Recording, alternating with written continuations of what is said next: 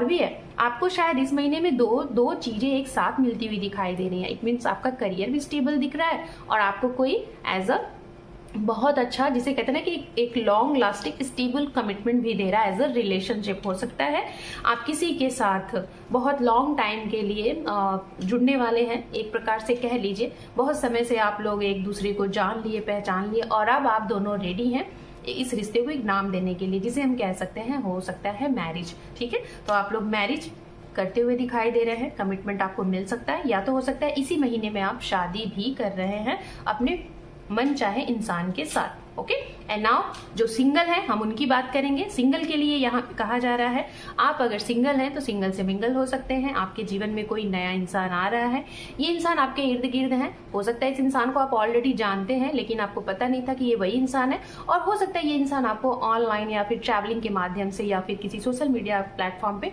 ये आपको मिले हैं।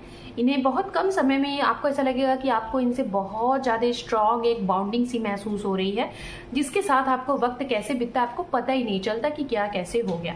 तो ऐसे इंसान से कहीं ना कहीं आप बहुत ज्यादा हैप्पी महसूस करेंगे और आपको लगेगा कि ये वही इंसान है शायद जिसे आप बहुत समय से, बहुत अरसे से इंतजार कर रहे थे। मतलब कहीं ना कहीं आपके जैसे भी नहीं और कहीं ना कहीं आपके जैसे भी, ऐसा आपको एहसास होगा। बहुत ही लविंग, केयरिंग और हूबहू आपको ऐसा लगेगा कि नहीं, या ये इंसान या तो आपको टिगर भी कर रहा है, ये इंसान आपको कहीं ना कहीं बहुत कुछ करने की भी कोशिश कर रहा है, जैसे कि आपको मोटिव कर रहा है, आपको जीवन में क्या करना है, आपका एम क्या है, उस लक्ष्य तक पहुंचाने के लिए इसका बहुत ज्यादा सपोर्ट भी आपके साथ, आपको ऐसा लगता है कि बहुत सपोर्टिव इंसान है। ये भी चीजें यहाँ पे आपको महसूस हो सकती हैं।